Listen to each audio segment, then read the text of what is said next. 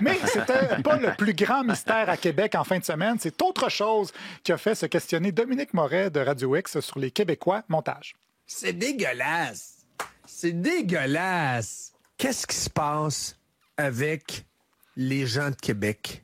Ouais. Qu'est-ce qui se passe avec plus spécifiquement, les boomers de Québec? C'est dégueulasse. C'est dégueulasse. J'ai rarement eu une nouvelle qui est venue me chercher directement à vif, là. Ah, moi, ça m'a écœuré. Oui, alors qu'est-ce que les gens de Québec ont fait pour dégoûter Doom et ses amis comme ça? Est-ce qu'ils ont appuyé le Hamas? Est-ce qu'ils ont défendu un meurtrier en série? Est-ce qu'ils ont oublié d'acheter des tickets pour les matchs des Kings de Los Angeles? Non, ils réagissaient plutôt à cette nouvelle rapportée par TVA à propos des matchs de football à l'Académie Saint-Louis.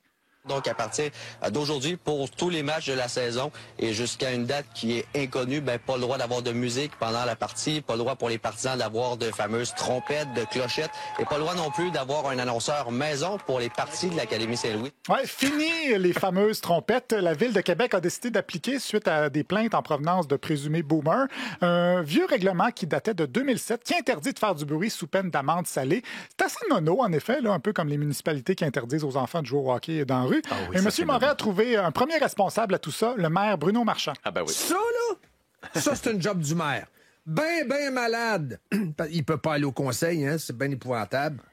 Trouve le moyen de ricaner dans les vidéos sur le guide Michelin. Bon, grosse tendance de l'automne 2024, c'est le mouvement contre le ricanement en politique. Grave menace à la démocratie. Donc, il ne pouvait pas répondre au téléphone. Et en l'absence du maire, Dominique Moret s'est tourné vers son ancien ami Jeff Gosselin, responsable des loisirs et des sports à la Ville de Québec, qui lui expliquait que ce dossier-là, ça relevait plutôt d'Alicia Despins, la présidente de l'arrondissement des Rivières, avec qui il est brouillé depuis le Chestgate. Mais il refusait de lui téléphoner. Je peux y écrire un courriel, puis...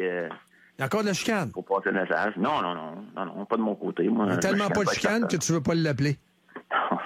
Je me garde une petite gêne. C'est du niaisage. Hein?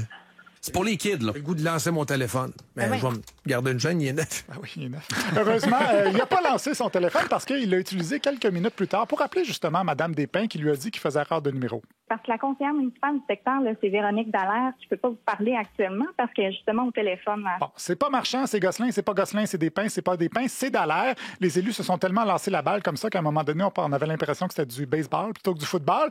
Mais quand Avez-vous vu ça? Quand ils ont réussi à rejoindre Véronique Dallaire, ils lui ont demandé de se mettre dans les culottes de l'inspecteur municipal. Je peux pas dire qu'il n'y aura pas d'amende. Parce que je suis pas dans les culottes de l'inspecteur. Oui, mais vous êtes élu! Ben oui, je suis élu, mais justement, je suis dans mes culottes à moi. Je suis pas dans les culottes de l'inspecteur, même si aujourd'hui, je dis, écoutez, soyez tolérants, on n'aimait pas Pourquoi d'amende. vous dites pas? Il y a la loi et l'esprit de la loi. Il y a toujours ça. J'ai un avocat devant moi qui va renchérir par la suite après que vous ayez raccroché. Savez-vous ce que je faisais dans la vie avant d'être en politique? Vous êtes avocate? Exactement. Oups! Donc, après avoir mansplainé une avocate au sujet de la loi, il s'est tourné vers le responsable des sports de l'Académie Saint-Louis.